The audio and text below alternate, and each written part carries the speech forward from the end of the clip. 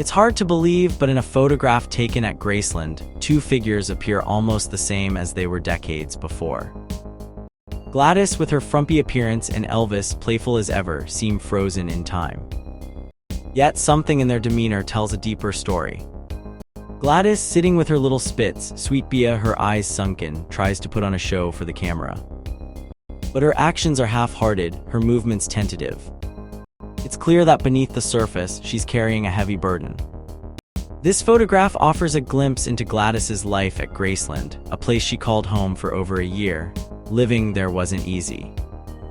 The house was bustling with people, servants included, making life feel overwhelming. But for Gladys, the familiar rhythms of country life offered some comfort. She tended to her garden, hung her washout to dry, and spent time with her loyal spitz. Despite her plain-spoken nature and strong will, a deep sadness lingered. The memories of losing her beloved son, Jesse Garon, at birth weighed heavily on her. This pain shaped Elvis's life profoundly, making his attachment to his mother both understandable and complex. Gladys's life at Graceland was a mix of routine and chaos. With Vernon and the constant stream of visitors, the house was never quiet. Yet amidst this, Gladys found small joys. She was a woman of the land, practical and resilient. Her love for Elvis was unwavering, but it was also tinged with frustration. She hated how Colonel Parker tried to mold Elvis into a polished image, stripping away the authenticity that made him who he was. Elvis's connection to his mother was deeply rooted in his childhood trauma. The loss of his twin, Jesse Garon, at birth was a defining moment, shaping his entire life. Elvis often spoke of Jesse as if he carried the weight of both their childhoods. This early loss set the tone for his relationship with his mother and the world around him. After Gladys's passing, Elvis's grief was overwhelming. He clung to her, talking and touching her even in death, unable to let go. The pain was so intense that he questioned his ability to carry on without her moral guidance. Elvis's mother had been his rock, his moral compass. She taught him politeness and instilled a sense of responsibility, but her death left him adrift. He felt a profound sense of failure, believing he hadn't done enough to make his mother happy. The mansion and the material possessions he had accumulated seemed hollow compared to the love and comfort she provided. Elvis's desire to leave his career behind was partly driven by this deep-seated need to make amends with his past. With Gladys gone, Elvis's behavior began to change. The restraints she had imposed, often out of a misguided desire to protect him, were suddenly lifted. He became more reckless, engaging in violent games and roughhousing with his bodyguards. He learned karate, collected guns, and carried them everywhere. This newfound freedom was both liberating and terrifying. Elvis had always been a complex figure, a rebel with a heart of gold, but now he was without the guiding hand that had kept him grounded. The photograph of Elvis in his army uniform, having breakfast with his father and grandmother in Germany, captures a moment of profound loneliness. The familiar southern touches, a tin of McCormick's black pepper, hard-boiled eggs, and a plate of bacon offer a fleeting sense of home. But the desolate looks on their faces reveal the true cost of Elvis's service. Without Gladys, they were all a little lost, struggling to find their place in a world without her warmth and guidance. Elvis's grandmother, Minnie Mae, known as Dodger, was a pillar of strength. Her presence brought a piece of home to the foreign land. She was a woman of few words but big heart, capable of both nurturing and disciplining Elvis when needed. Her smile, though modest, held a power that could calm even the most tumultuous of spirits. In this new chapter, Elvis faced a future without the one person who truly understood him. The loss of Gladys was not just the loss of a mother, but the loss of a part of himself. As he stood in that foreign kitchen, surrounded by familiar yet distant memories, Elvis knew that his life would never be the same. The path ahead was uncertain, but one thing was clear: he would carry Gladys's memory with him, both as a source of strength and a constant reminder of what he had lost. During those 17 months, Elvis found himself caught between two very different worlds. At home in Germany, he lived a life that was far from ordinary. His household was a mix of American and German cultures, with his father, grandmother, and Memphis friends trying to create a sense of home. Elvis often acted like a kid, playing pranks and roughhousing with his friends, even though he was a soldier. It was a confusing time for him. He didn't want to be there, but he was, and it made him feel lost. Even though Elvis wasn't feeling great about his time in the army, people noticed his good qualities. They talked about how humble he was and how he liked being treated like everyone else. In tank training, he did really well and kept getting promoted.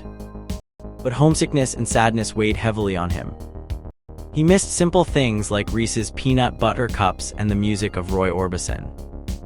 He talked to friends and family often, sharing his dreams of getting married and having a family, yet he was already dating someone very different back in Memphis. Colonel Parker, Elvis's manager, tried hard to keep Elvis's career alive while he was away. He released Elvis's music and even sold Elvis dog tags as souvenirs. But Elvis was scared that new stars would come along and forget him. Colonel Parker wrote him letters to lift his spirits, but also kept a close eye on him. He even arranged for Elvis to meet some fans and tried to control his visits with his girlfriend, Anita Wood, because it could hurt his image.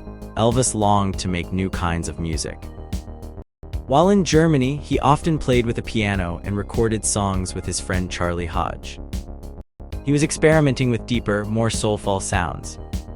Despite the music growing in him, his life in Germany felt like a bad dream. He and his friends would go out and cause trouble visiting strip clubs, playing pranks, and getting into all sorts of mischief. Elvis had girlfriends everywhere, but he wasn't truly happy. His life was a mix of dull army duties and wild adventures. Things at home were no better.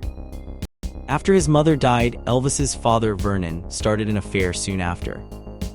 Elvis was furious and hurt, feeling it was a disrespect to his mother's memory. Around the same time, Elvis met Priscilla Beaulieu, a young girl who was the stepdaughter of an army officer. She was only 14, and Elvis, still grieving, took a keen interest in her. She visited him often at his house in Germany, and he shared his pain and feelings with her. Though they didn't become intimate until much later, their bond was strong and meaningful to both of them. The army had its effects too. Elvis was exposed to drugs, starting with amphetamines, which were seen as a way to stay awake and boost energy. For Elvis, who was already very energetic and sometimes depressed, these pills seemed like a solution. He thought they were safe because they were legal for army personnel. These pills gave him the strength to handle his duties and even helped him cope with his sadness. Over time, Elvis became used to staying up late, relying on speed to keep him going, shaping him into a night owl for the rest of his life. In the end, Elvis's time in Germany was a confusing mix of growing up, struggling with personal issues, and trying to hold on to his dreams, both musical and personal. When Elvis came back from Germany in 1960, things looked different for him. His hair was no longer bright blonde, it was the color of sand. He looked older, more mature. People noticed he seemed more worldly, like he had seen more of life. Elvis was eager to get back to making music. Right away, he made 2 albums, one with regular songs and another with gospel songs. He sang songs like Fever and a new take on It's Now or Never. This song was special because it allowed Elvis to show off his voice in a new way, more complex than before. At the same time, Elvis was thinking about acting. The Colonel, his manager, helped him get into movies. They made deals so Elvis would be busy making films for many years. Elvis was happy to follow the Colonel's advice. His image changed from a rebellious rock star to a clean-cut hero in movies. This helped solve problems from before his army time. Elvis made lots of movies and songs that made money. He was one of the most popular movie stars and had great movie deals. However, deep down, things weren't great. The Colonel's constant guidance wasn't good for Elvis. Elvis stopped touring and spent too much time recording songs that weren't great. He felt stuck and unhappy with the quality of his work, but still hoped for better projects. To cope with his frustrations, Elvis changed his lifestyle. He stopped traveling much and spent more time in his home, Graceland. He didn't like the fancy places in California, preferring the simple life in Memphis. He surrounded himself with people from his hometown, forming a group called the Memphis Mafia. These were friends from high school and cousins who helped manage his busy star life. The Memphis Mafia was a fun group. They loved playing games, having wild parties, and doing silly things together. They went to Las Vegas and did everything together, from playing games to watching movies late into the night. Elvis enjoyed their company because they shared his love for fun and adventure. Elvis loved to have a good time. He enjoyed sports like football and karate, horse riding, and just hanging out with friends. He loved telling jokes and making up word games. For example, he would change the words in songs to make them funny. His friends loved being with him because he was always up for an adventure. Sometimes, Elvis and his friends would go to the fairgrounds at night and play on the rides until very late. They'd have big pie fights or watch movies over and over. Elvis would often rent a theater and invite a bunch of friends to watch films he picked, feeding them lots of hot dogs and popcorn. In the end, even though Elvis had fame and success, he longed for simple times and true friends. With his Memphis Mafia, he found a way to enjoy life without the stress of his star status. They made memories together that were full of laughter and fun, showing that sometimes the best moments are the ones shared with those who understand and care.